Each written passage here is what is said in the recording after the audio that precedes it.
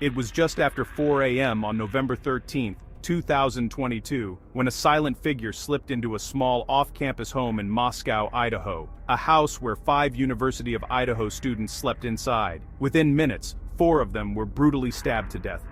A crime so sudden, so shocking, that it sent a wave of fear across the entire country.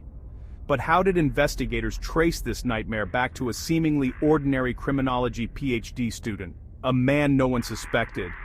This is the case of the Idaho student murders, a tragedy that shattered a quiet college town and stunned the nation. Welcome to MindWeb Crime Stories channel. Let's begin. Moscow, Idaho is a quiet college town, home to the University of Idaho. On the night of November 12, 2022, 4 young students lived in a rental house just off campus. Kaylee Goncalves, age 21, grew up in Coeur d'Alene, Idaho, and was set to graduate in December with plans to move to Austin, Texas. Madison Mogen, also 21 and Kaylee's best friend since childhood, was studying marketing and had similar plans for life after graduation. Xana Kernodle, 20, was a junior at the university majoring in marketing and living in the same house. And Ethan Chapin, also 20, was Xana's boyfriend, a student majoring in recreation, sport, and tourism management. They were friends, roommates, young lives, full of promise. Then, in the early hours of November 13th, everything changed. Moscow, Idaho, a small college town tucked against rolling hills and quiet neighborhoods. It's the kind of place people describe as peaceful, safe, and predictable, a community built around the University of Idaho, where more than 11,000 students live, study, and fill the streets with everyday campus life. Inside one of the off-campus homes on King Road lived 3 students who shared more than just a house. They shared friendships, routines, and the normal chaos of college life. Kaylee Goncalves, 21 years old, was a bright and ambitious senior preparing to graduate early. She had grown up in Idaho, surrounded by a close family, and was only weeks away from starting the next chapter of her life. Her lifelong best friend, Madison Mogen, also 21, lived in the same house. The two were inseparable, friends since childhood, studying together, going out together, and planning their future side by side. Madison was majoring in marketing and was known for her warm personality and tight circle of friends. Their roommate, 20-year-old Xana Kernodle, was a junior studying marketing at the university. She was athletic, outgoing, and full of energy, the kind of person who always seemed to bring life into a room.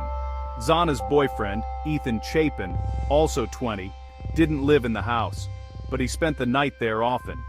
Ethan was a triplet, raised in Washington State, and majoring in recreation, sport, and tourism management.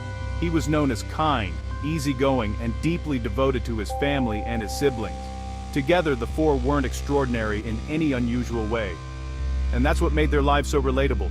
They were college students doing what college students do. Late-night food runs, hanging out with friends, weekend plans, laughter echoing through the house, study sessions and shared routines in a cozy, lived-in home near campus.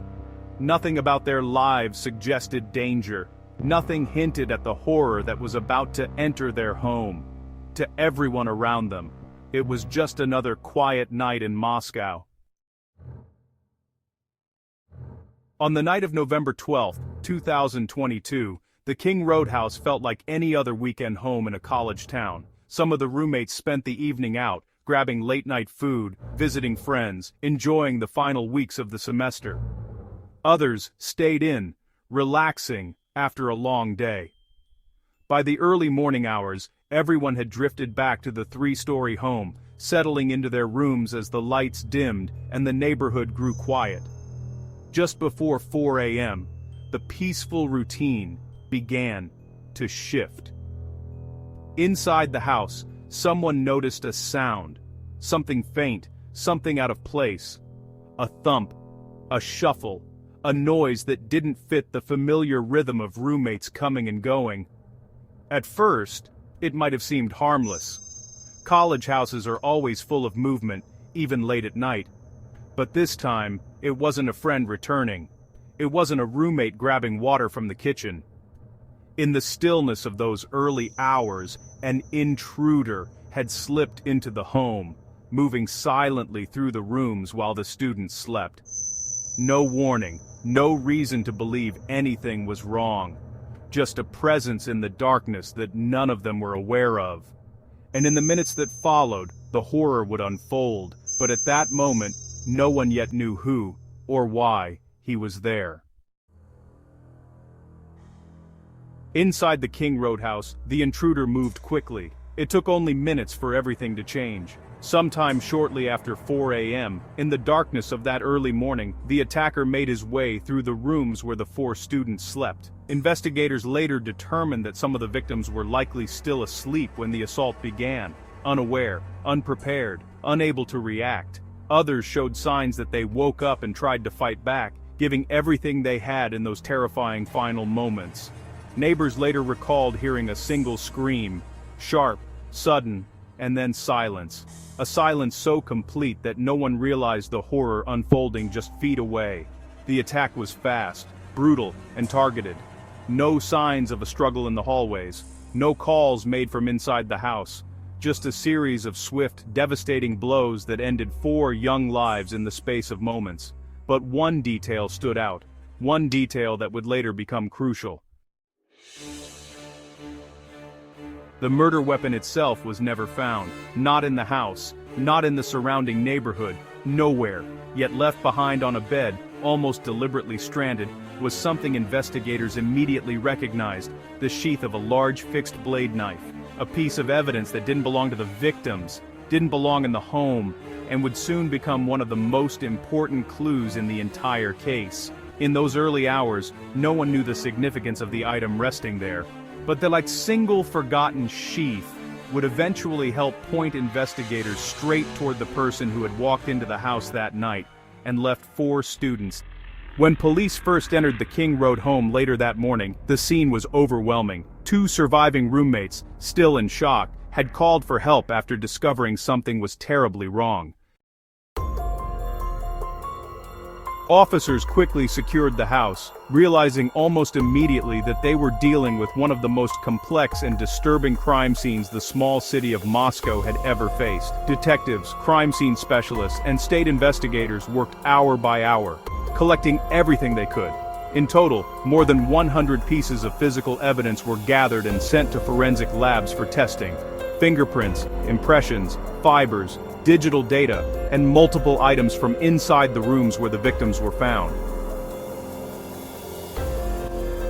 Very early in the investigation, a critical lead emerged. Surveillance footage from the neighborhood captured the same vehicle circling the area several times during the early morning hours.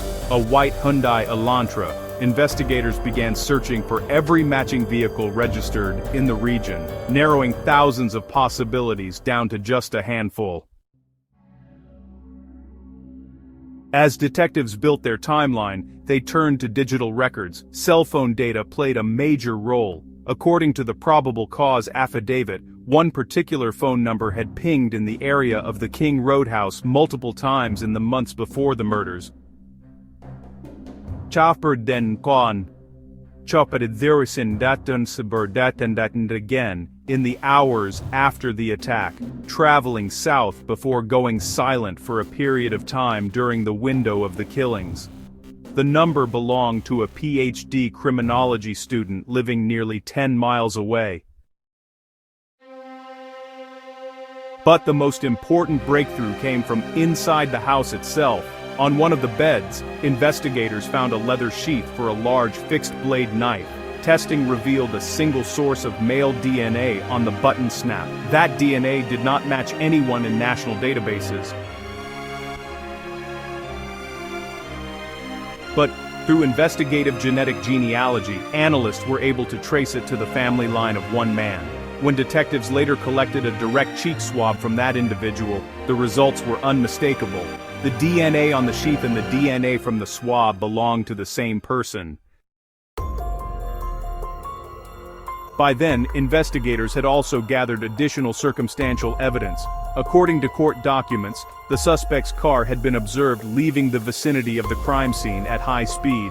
In the days that followed, police say he was seen cleaning his vehicle extensively. A detail that drew even more attention once the other evidence began to align. Piece by piece, the puzzle came together. A vehicle, a phone pattern, a timeline, and the DNA on the knife sheath. Together, they began pointing unmistakably toward one name. Investigators had spent weeks piecing together fragments of a puzzle that seemed impossible to solve. But one clue, a single nearly invisible trace of DNA left on the knife sheath, became the key that finally cracked the case. Using investigative genetic genealogy, analysts compared the unknown male DNA to public databases. Slowly, quietly, it began linking to a specific family line. And from that line, it narrowed to one man living nearly 2,500 miles away, attending graduate school and studying criminal behavior. While the genetic analysis was underway, investigators kept building their case. Surveillance footage placed the same white Hyundai Elantra circling the King Road neighborhood again and again during the early morning hours of the murders. Phone records showed that the suspect's cell phone had moved in a pattern consistent with the vehicle, and that it had been in the area of the victim's home on multiple nights before the attack. But detectives needed absolute confirmation. So, in late December, while the suspect was visiting his parents on the East Coast, police secretly retrieved trash from outside the family's Pennsylvania home. Testing the discarded items, analysts found a DNA profile from the suspect's father, a profile that matched the DNA on the knife sheath with extremely high probability. That was the final piece. On December 30th, 2022, in the quiet early hours of the morning, state police moved in. There was no chase, no resistance, just a silent, stunned arrest inside a suburban home, thousands of miles from the crime scene. And it all came down to one overlooked object. One tiny piece of DNA. A shed sheath that brought the killer into the light. In the early hours before dawn, in a quiet Pennsylvania neighborhood blanketed by winter, a coordinated team of FBI agents and state police surrounded a two-story home. Inside, the man they believed responsible for the 4 Idaho murders was asleep. Just after 1 a.m., officers moved in. The door was breached, commands echoed through the hallways, and within moments the suspect was in custody, stunned, barefoot, and silent. There was no struggle. No attempt to run. The same calmness that had followed him during the investigation followed him into the arrest. He was charged with 4 counts of first-degree murder and 1 count of burglary, then transported back to Idaho under heavy security. From there, the legal process began. Because of enormous public interest and non-stop media coverage, the case was presented to a grand jury which issued an indictment. Court hearings were packed, and discussions about potential trial locations focused on whether an impartial jury could even be found. For months the question loomed, would there be a trial? Would the families have to relive every moment? Or would the suspect finally speak? Then, in July of 2025, everything shifted. Standing in court, he pleaded guilty to all charges, avoiding the death penalty in exchange for accepting full responsibility. 3 weeks later, on July 23rd, he received his sentence. 4 consecutive life terms, without the possibility of parole, plus an additional 10 years for burglary.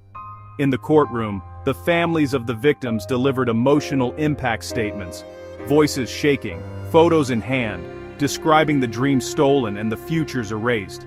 Many begged for answers, for a reason, for even a single sentence that would explain why their children had been targeted. But none came. He offered no motive, no explanation, just silence. And as he was led away to begin the rest of his life behind prison walls, that silence became one of the most haunting parts of the entire case. In the end, the face of the killer was not that of a shadowy stranger or a passing drifter. He was a doctoral student, a man studying criminology, living only miles from where the victim slept, a person who walked among everyday life, attending classes, grading papers, discussing theories of criminal behavior, all while carrying a darkness no one around him could see. Even now, one truth remains unchanged. For all the evidence, for all the investigators uncovered, for all the hours spent retracing his steps, the motive stays locked away, a void, a silence, as reported by multiple outlets, including Reuters and The Guardian. He has never offered a reason. Not to detectives, not to prosecutors, not to the families left behind. And that silence, that unanswered why, may remain one of the most haunting elements of this case. If you thought this story was unsettling, if you felt the chill of how ordinary a monster can look, just wait until our next descent into the shadows. Like, subscribe, and hit the bell to keep watching MindWeb Crime Stories.